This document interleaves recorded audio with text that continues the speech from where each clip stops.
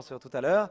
Nous allons entamer un certain nombre de questions. Alors, nous avons des gens qui sont dans la régie et qui regardent les questions qui peuvent arriver éventuellement en ligne. Nous avons des gens dans la salle qui sont prêts à faire circuler le micro. Nous avons un certain nombre d'intervenants, dont deux qui, j'espère, qu'ils sont toujours en ligne d'ailleurs, qui peuvent poser des questions.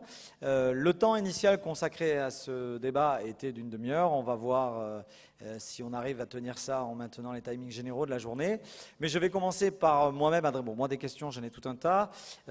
J'ai aussi, je suis ravi qu'on ait démarré au quart de tour sur les débats à distance entre les intervenants, sur les questions. On a beaucoup parlé effectivement pour l'instant du transport maritime et Alexandre nous disait qu'il y avait d'autres enjeux. Je suis ravi qu'il y ait un certain nombre d'élus de PACA dans la salle. On aura, je mentionnais tout à l'heure les institutions et les collectivités qui étaient aussi conscientes qu'il fallait qu'on travaille tous ensemble, parfois en opposition et en tout cas tout le temps dans les recherches de solutions. On a des gros enjeux sur les questions de plateforme maritime en Méditerranée. Il y a évidemment des gros enjeux sur le transport aussi. Bref, durant ces 2 jours, les questions seront légion. Et pour accompagner ces questions pendant 2 jours, nous, je l'ai dit en introduction, nous avons la joie d'avoir avec nous Catherine Chabot, qui est une amie de longue date de Surfrider et qui est aussi, pour les raisons que j'ai précédemment expliquées, un témoin privilégié de la relation entre les parties prenantes sur ce monde complexe. Alors je commence par elle. Est-ce qu'elle a une question ou une remarque à l'issue de ces premières séries de présentations, Catherine? Est-ce que tu peux te lever? D'ailleurs, je demanderai à tous ceux qui souhaitent intervenir dans la salle de bien vouloir se lever. Catherine, pour les autres, vous pouvez lever la main et appeler le micro. Oui, merci Stéphane. Je suis aussi avant tout là parce que je suis totalement supporter de Surfrider, Stéphane. Ça, tu le sais, depuis un certain nombre d'années. Et que je trouve que vous avez une action à la fois de sensibilisation, mais aussi pour faire avancer les choses, qui est absolument exemplaire. Moi, j'ai envie de réagir en tant que marin, et mes questions seront aussi des questions de marins. Parce que je trouve qu'il manque des marins ici. Il y a des juristes, il y a des armateurs, enfin malheureusement ils ne sont plus là, mais ça manque de capitaines de navires. Et moi dans cette histoire, il y a plein de choses il y a plein de questions que je me pose. D'abord sur les faits. Il s'est passé 6 jours entre le 13 novembre et le 19 novembre, et Madame l'a parfaitement rappelé. Et il y a plein de choses qui m'ont choquée, moi, dans l'enchaînement des faits, à commencer... Quand on est marin, on a le devoir d'assistance. Et je peux vous dire que c'est vrai qu'on fustige beaucoup, je trouve, aujourd'hui, un métier, le transport maritime, mais qu'il y a plein de cargos qui sont intervenus pour sauver des hommes ou des femmes en mer, que le transport maritime, alors on peut revenir sur le modèle de mondialisation qui fait qu'il se développe, c'est un autre débat, mais je crois qu'il ne faut pas fustiger non plus et porter le discrédit sur tout un métier. Je trouve ça un petit peu dommage de pointer du doigt et de ne pas dire aussi que c'est un métier formidable et que ce sont des marins comme d'autres. Ce devoir d'assistance, on l'a tous. Et la responsabilité des marins, nous on la connaît bien en tant que coureurs au large, on est responsable. On n'arrête pas de parler de l'armateur dans l'enchaînement des faits. Vous disiez, madame, qu'il y a eu une conversation entre le capitaine et l'armateur. Et ce que j'ai beaucoup de mal à comprendre, nous dans la course au large, quand on a un pépin, on est en situation de survie. Ça n'est pas notre armateur qui va décider pour nous. Il n'y a que nous, capitaines du navire, qui sommes en capacité de juger ce qu'il y a à faire. Et je ne comprends pas pourquoi. Alors c'est pour ça que dans mes questions, c'est quel est le droit concernant le capitaine et l'équipage, parce qu'on sait comment sont constitués souvent les équipages de ces navires. Voilà, je pense qu'il y a une responsabilité du capitaine qui est peut-être à revoir. Pourquoi le capitaine doit impérativement discuter avec son armateur? N'est-il pas en capacité de pouvoir décider? Je pense qu'il faut plus certainement responsabiliser les capitaines. Je ne comprends pas. Pour moi, c'est un manque de bon sens marin. Ce n'est pas dans un bureau qu'on peut décider en fonction de l'état de la mer, d'une situation qui est absolument urgente. Ce n'est pas des armateurs, ce n'est pas des juristes, et ce n'est pas non plus des gouvernements qui peuvent décider ce qu'un capitaine a à faire. S'il est responsable et formé, un capitaine doit être en mesure de savoir ce qui est à faire pour son bateau. Maintenant, quand il demande assistance, c'est vrai que c'est celui qui porte assistance qui porte aussi une partie, j'imagine, de la responsabilité. Pourquoi ce bateau a été n'a pas été ramené vers la côte. Vous évoquiez les différentes solutions envisagées. Il y a une solution qui était évidente, pleine de bon sens, qui apparemment n'a pas été envisagée, c'est de circonscrire, de ramener le bateau proche de la Terre, de circonscrire la pollution via éventuellement un certain nombre, ça existe aujourd'hui, il y a pas mal de solutions, il y en a certainement plein d'autres d'innovations à créer, de circonscrire les fuites du navire et d'aller pomper, non pas en mettant l'autre pétrolier à côté en multipliant les risques, mais en pompant ce qui éventuellement s'échappait déjà de la cale. Il y avait certainement d'un point de vue, alors ça c'est la question, ma question technique, et heureusement je crois que la prochaine table ronde est plus technique, mais en matière, je ne comprends pas, là on est en 2012, on est capable d'aller explorer les fonds sous-marins, etc. Des outils simples pour arriver à circonscrire les fuites d'hydrocarbures d'un navire, pour arriver éventuellement à faire réémerger une coque qui est en train de sombrer parce qu'il y a une voie d'eau, etc., par des systèmes de ballons, etc., d'airbags. On voit ça sur d'autres... Je ne comprends pas pourquoi on ne s'intéresse pas plus à cette partie technique, à ce qui se passe pendant les faits. Alors, c'est vrai que ça va être sans doute, j'espère, pendant ces 2 jours, un petit peu aussi l'objet des discussions.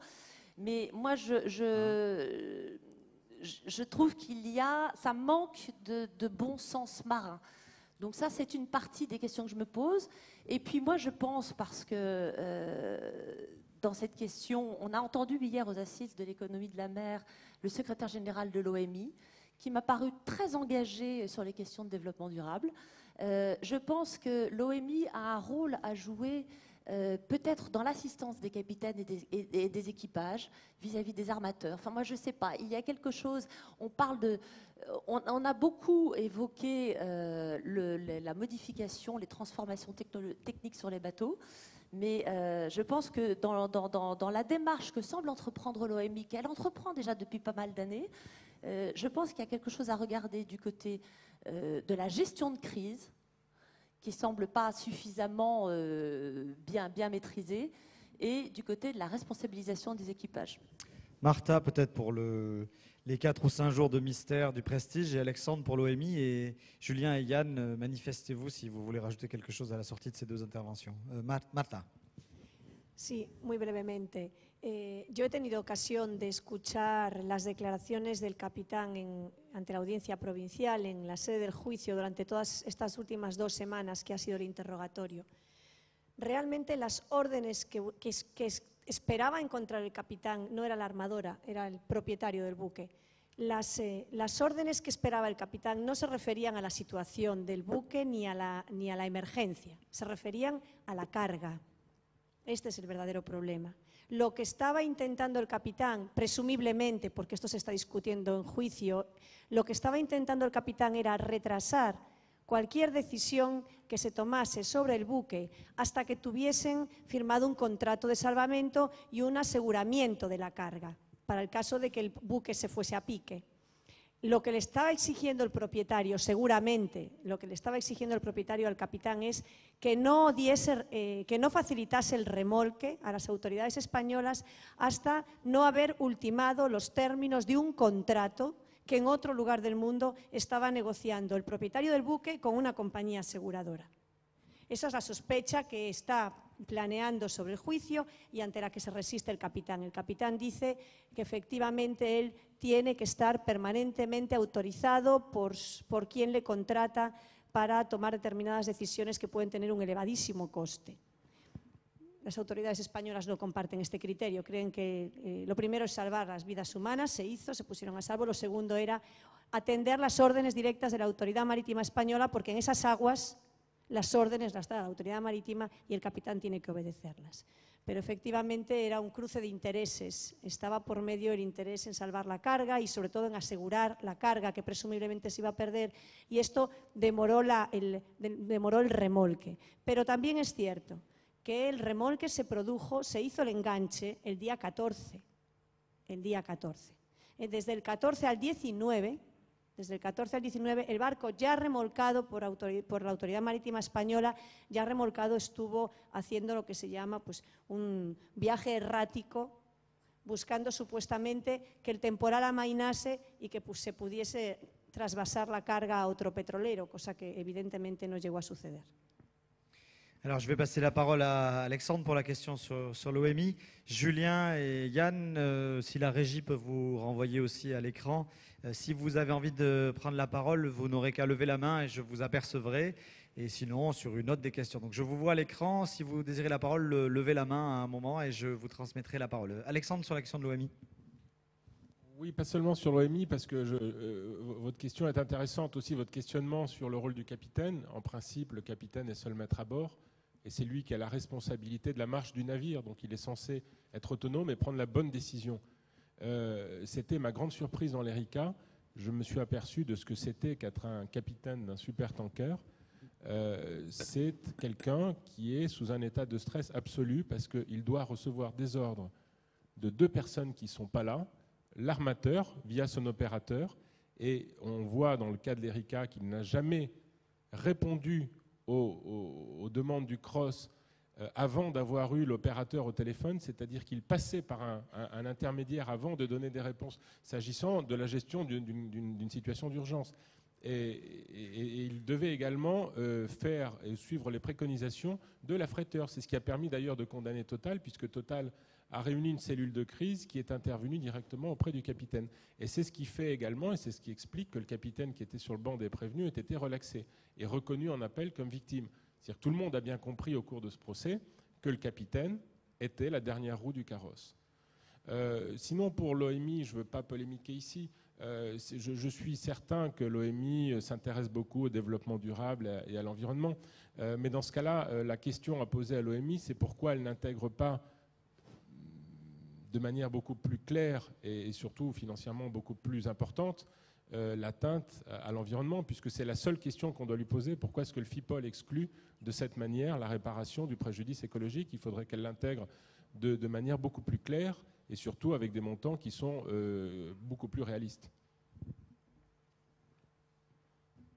Est-ce que le micro a été demandé dans la salle? Oui, ici j'ai une question. Je garde un œil sur, parce que je crois qu'on a un léger décalage de timing, ne soyez pas surpris, Yann et Julien, je ne sais pas. Vous n'hésitez pas à garder la main levée un instant si vous avez besoin de prendre la parole et je vous transmettrai la parole. Oui, dans la salle. Oui, bonjour, merci. Alors tout d'abord, je voudrais intervenir sur ce qui a été dit au cours des différentes présentations. Merci d'ailleurs beaucoup pour ces présentations qui étaient très intéressantes. Donc, je suis Pauline Marchand, je travaille pour le club international, enfin le groupe international des clubs PNI, et on a parlé en fait des clubs PNI tout au long de la matinée. Donc, pour ceux qui ne seraient pas familiers avec ce qu'est le groupe international des clubs PNI, il s'agit en fait d'un regroupement de 13 mutuelles d'armateurs qu'on appelle donc club PNI, et qui entre autres se sont regroupés pour mutualiser les risques et qui vont couvrir, entre autres, les risques de pollution causés par les armateurs. Alors, on l'a vu aussi, les clubs PNI interviennent en collaboration étroite avec le FIPOL en cas d'incident. Dans ce cadre, un bureau de traitement des demandes d'indemnisation peut être mis en place, comme ça a été le cas pour l'Erika ou pour le Prestige. Alors moi, ce que je voudrais souligner, c'est en fait, je voudrais revenir sur l'esprit des conventions internationales. Les conventions internationales, elles sont, donc par là je veux dire la convention CLC et la convention FIPOL, elles sont le fruit de compromis entre les différents intérêts en présence. Donc compromis entre les intérêts des armateurs, les intérêts des États du pavillon, les intérêts des États côtiers. On a tellement d'intérêts en présence que c'était vraiment une chose exceptionnelle d'arriver à des conventions si précises et permettant une indemnisation effective des victimes en cas de pollution marine. Alors, je voudrais aussi souligner le fait que, donc on a parlé de responsabilité sans faute. C'est vraiment un point clé de la convention, enfin des deux conventions, la convention CLC notamment, c'est que l'armateur va être responsable, même en l'absence de faute, pour tout dommage par pollution. En contrepartie de ça, l'armateur est en droit de limiter sa responsabilité. Alors, je ne pense pas que ce soit une limite de la Convention, puisque de toute façon, les limites qui sont établies sont assez hautes. Dans 90% des cas, la seule limite de CLC parvient à couvrir les demandes d'indemnisation reçues.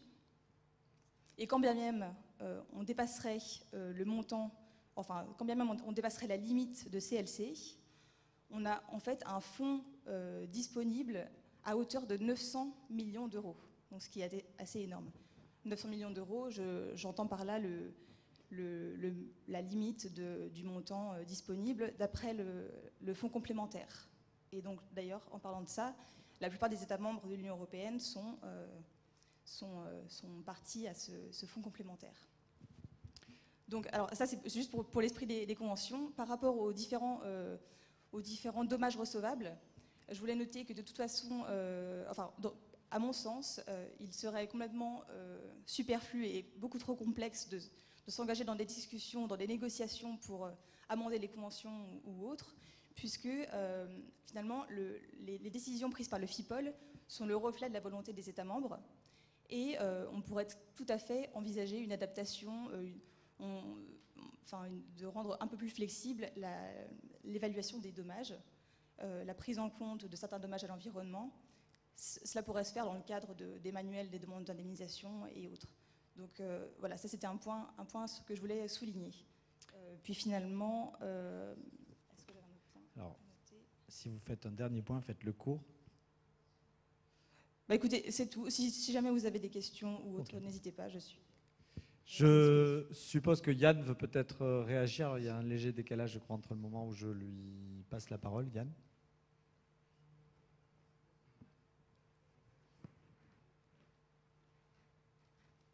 Yann. Oui, merci. Enfin, réaction pas nécessairement à ce que vient d'exposer Pauline Marchand. En revanche, plus globalement, puisque je vais profiter de ce petit temps de parole pour rebalayer quelques éléments.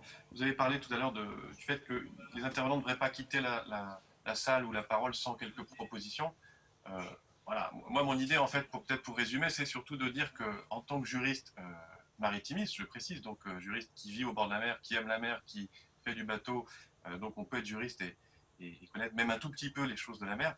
Le fait est que dans l'existence juridique, dans les conventions internationales, dans leur ensemble, celles sur la responsabilité civile, celles sur l'intervention en haute mer en cas de menace de pollution, celles sur l'assistance qu'on peut même imposer, etc. Dans la convention de Montego Bay également, il y a de tout, parfois même trop de choses. Donc c'est vrai que c'est complexe, que c'est technique, que ça vise beaucoup d'acteurs. Néanmoins, il faut aussi que les États, qui sont effectivement ceux qui ont négocié, signé, rédigé ces conventions, fruit de consensus, c'est vrai bien souvent, prennent leurs responsabilités. Dans tous ces instruments internationaux, il existe beaucoup de solutions qu'on peut utiliser, qu'on peut mettre en pratique si on les lit, si on veut les mettre dans la bonne direction qui est celle de la protection de l'environnement marin, de la responsabilisation des acteurs, on peut agir. La France se situe plutôt bien, notamment en matière de pollution opérationnelle, en allant très loin sur le montant des amendes, on l'a dit, à partir des textes pas évidents. On peut poursuivre un navire qui pollue en ZEE, ça n'a pas été facile à faire, on le fait. On peut imposer une assistante en haute mer. Bref, il y a beaucoup de choses qui existent déjà aux États, d'aller prendre les bons éléments juridiques, techniques, c'est vrai, d'intégrer en droit interne les dispositifs qu'il faut, de sécuriser tout ça et d'agir. Je veux dire par là qu'il existe beaucoup de choses, il faut optimiser l'existant, bien connaître les règles, continuer à être vigilant évidemment pour faire évoluer le système, mais on peut déjà essayer d'appliquer au mieux ce qui existe avant de vouloir remettre en cause l'ensemble du système. Ça, c'est juste une remarque de juriste qui connaît un peu la matière. Donc ça me paraît quand même important. Quant au capitaine dont on a beaucoup parlé, effectivement, le capitaine seul maître à bord, c'est dans le transport maritime d'hydrocarbures, c'est effectivement pas vrai. Maître Faro a raison de l'avoir souligné. L'idée est que, on l'a même vu dans l'affaire Erika en particulier, où on disait que les chartes parties utilisées par l'affréteur donnaient un tel pouvoir de contrôle et de direction dans la marge du navire, véritablement, pour des raisons économiques, c'est certain, mais c'est vrai que ce n'est pas le capitaine qui dirige, qui commande dans les situations de crise. La main passe, l'ordre, entre guillemets, passe entre les mains de ceux qui ont la gestion commercial du navire, ce qui est quand même assez particulier. Mais dans les faits, c'est aussi ce qu'on peut constater, c'est ce type de bases qui ont été retenues d'ailleurs pour poursuivre Total. Donc voilà ce que je voulais dire en balayant un petit peu les arguments et en guise de conclusion et de proposition. Appliquons ce qui existe, connaissons les règles avant de vouloir absolument tout changer. C'était juste une remarque. Merci. Julien, tant collé chez vous, une remarque aussi, une proposition, une idée, comme ça on l'aura fait.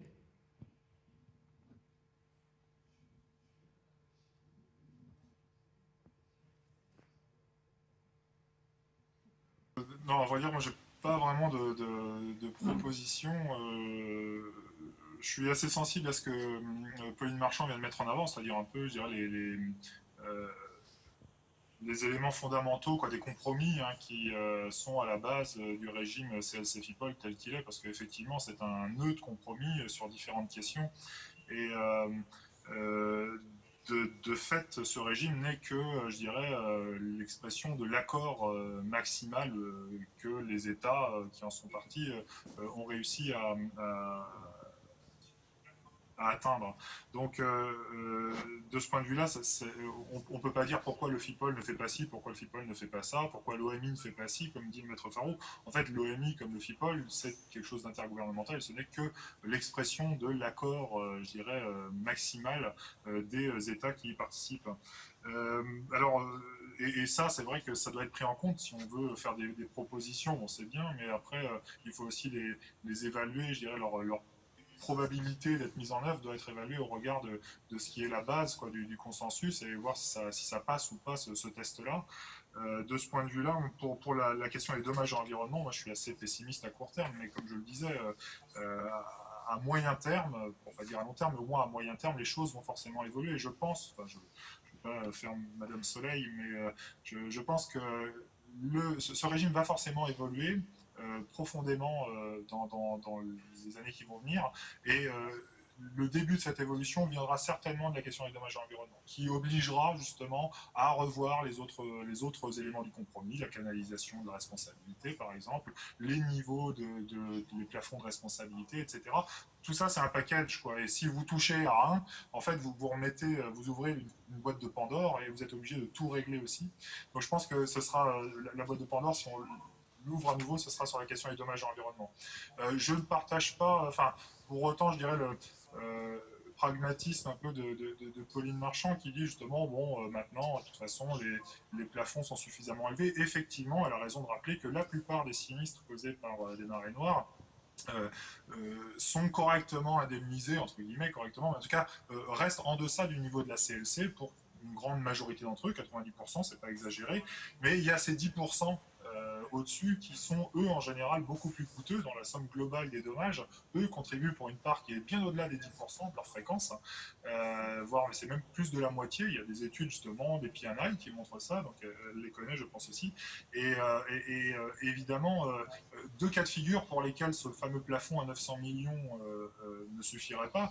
Imaginez une marée noire en Côte d'Azur en plein été, que le plafond explose, et le blocage d'un port principal au Japon pendant quelques jours, simplement, je dirais, la chute d'exploitation commerciale serait telle que le plafond du FIPOL ne suffirait pas, enfin le plafond du protocole de 2003 montrerait tout de suite ces insuffisances. Donc il ne faut pas, je dirais, on a trop, moi de mon point de vue, du point de vue historique du FIPOL, on a trop joué on fait des modifications, on voit si il faut les modifier ou pas à la suite de l'expérience d'un naufrage. Je pense qu'on peut carrément anticiper et pas attendre qu'il y ait une prochaine grosse catastrophe pour prendre les devants. On peut prendre les devants et justement on peut regarder déjà ce qui se fait. Et je mentionnais la directive européenne de 2004 et puis aussi les avancées dans le cadre du procès de l'ERICA. Tout cela, ça doit déjà, je dirais, nous permettre d'avoir un temps d'avance sur les propositions que l'on peut faire en termes d'évolution. C'est là-dedans qu'on pourra, je pense, piocher de bonnes idées. C'est tout ce que j'avais à dire. Alors, nous avons nous aurons des questions qui, tout le temps, on pourrait prendre des journées entières de débat. Donc, c'est mon rôle donc, je vais prendre une intervention dans la salle parce que j'ai vu qu'il y en avait une. Ensuite, on demandera à Martha si elle a une idée ou une proposition. Sachant que l'une des questions qui a été soulevée là, on s'est vite rendu compte que derrière l'OMI, il y a des parties prenantes de pouvoirs publics. Le débat suivant mettant en scène des représentants des pouvoirs publics. avec à mon grand regret une absence du ministre, je crois, enfin moi qui soit arrivé entre-temps, du ministère de l'écologie qui est partenaire de ce congrès. Nous allons pouvoir aussi répondre à ces questions. Donc une intervention dans la salle, puis Marta et la ultima, et après on changera de panel et je passerai le micro de modération à quelqu'un de beaucoup plus brillant que moi. Oui, j'ai vu un micro dans la salle. Oui, bonjour. Je vous laisse vous présenter, monsieur. Christian Garnier, Fédération France Nature Environnement. Je pense que beaucoup d'acteurs dans cette salle, et parmi ceux qui nous regardent, connaissent les luttes que nous menons avec toutes les autres associations sur la question du préjudice écologique. Et bien entendu, il s'agit effectivement de donner les bons signaux par une bonne application du principe pollueur-payeur, qui est une des manières de nous conduire à la sagesse. Mais on se rend bien compte que, de la même manière que la présence des radars sur les routes font baisser quelque peu les accidents de la circulation, ça ne règle pas le problème de toutes les imprudences et attitudes irresponsables. Et de ce point de vue-là, je vais peut-être avoir un propos un peu provocateur, mais c'est vrai que nous avons depuis 30 ans, depuis qu'on a externalisé les flottes, pointé le doigt en direction des pavillons de complaisance. Alors, je pense qu'il faut continuer, bien entendu, et nous continuerons à pousser cette question, mais il faut se méfier à ne pas se faire leurrer par certains chiffons. Parce que moi, je me souviens d'avoir regardé une classification des flottes en fonction de leur qualité, par rapport notamment à la sécurité environnementale, mais aussi des équipages, etc. Et je me suis aperçu que beaucoup d'États n'étaient pas forcément mieux placés, voire nettement moins bien placés que certains pavillons de complaisance. Donc, il faut peut-être se poser la question de savoir si la vraie question n'est pas ailleurs, en fait, et elle a été déjà largement évoquée, c'est de savoir comment des bateaux arrivent sur l'eau et comment ils arrivent à naviguer. Et donc, ce que l'Europe a partiellement réalisé sur la transparence de la chaîne du transport maritime et sur la qualité du contrôle de ce qui se promène sur nos eaux, c'est une question qu'il faut effectivement, et j'en reparlerai demain, faire monter au niveau de la gouvernance internationale. Et moi, je préfère, à la limite, un bateau sous pavillon de complaisance s'il respecte bien les règles et s'il se comporte correctement, un pavillon national qui n'a pas la réputation d'être un pavillon de complaisance et qui a des comportements qui ne sont pas tout à fait ceux qu'on pourrait souhaiter. Et quand on va regarder la composition des votes à l'Organisation maritime internationale, quand on voit le rôle du tonnage des flottes dans le poids des votes et que des pays qui n'ont pas grand-chose à voir avec la mer pèsent d'un poids très lourd à l'intérieur des processus de décision de l'OMI, je me dis qu'il y a quelques problèmes de gouvernance. Alors, je vois des tonnes de mains levées. Alors, je vais vous proposer une chose, c'est que ce panel étant introductif, pour tous ceux qui ont pris le temps de potasser un tout petit peu le programme des 2 jours de conférence, vous allez voir qu'on est au cœur de beaucoup des questions qui vont être traitées dans les jours à venir. Donc, la question de savoir si les pavillons de complaisance sont le doigt ou la lune. Nous allons un panel sur la pollution et qui est responsable, qui aura lieu cet après-midi à 16h45 si on n'arrive à pas être trop en retard. On a beaucoup parlé de l'OMI. Je vous rappelle que nous allons recevoir Charles-Henri de Barsac, qui est le représentant permanent adjoint auprès de l'Organisation maritime internationale, quand on va parler des risques émergents demain matin. Donc je vous propose quand même, c'est un panel introductif, c'est normal que les questions surgissent, mais de les garder de côté. On va mettre de côté les questions, gardez-les bien au chaud. Et on va, Marta, tiene la conclusión de este panel. Una proposición, una idea, una idea. Okay. Sí, teniendo en cuenta que participaré en otro panel sobre responsabilidad, dejaré mi propuesta sobre responsabilidad para ese momento. Pero sí que, y a la vista de lo que aquí se expuso sobre el Prestige y sobre el ERICA, creo que sería conveniente empezar a plantearnos el resolver los problemas procesales, largas duraciones de los pleitos, sucesivos pleitos en Estados Unidos, en Francia, en España, sobre causas idénticas. Creo que es bueno empezar a pensar en una jurisdicción internacional, al menos jurisdicción penal internacional, que se haga cargo de estos macrojuicios con muchos más medios, con jueces instructores dedicados exclusivamente a estos temas y que por fin, de una vez por todas, hagan que haya una uniformidad en sentencias y que no dependamos de la suerte de haber tenido nacionalidad española o francesa para haber obtenido pues, unas indemnizaciones u otras. Yo creo que una jurisdicción penal internacional sería una buena propuesta. Écoutez, je crois que c'est clair. Je vais remercier Yann, Julien, Alexandre et Marta. Muchas gracias a todos. Je vais appeler sur scène immédiatement la modératrice du panel suivant, ou le modérateur en l'occurrence, mais c'est une modératrice, il a une part féminine très développée. Ainsi que j'appelle sur scène donc pour, on vient de beaucoup parler de ces questions, on va avoir des gens qui sont aux manettes, puisque nous avons directement les pouvoirs publics qui nous rejoignent.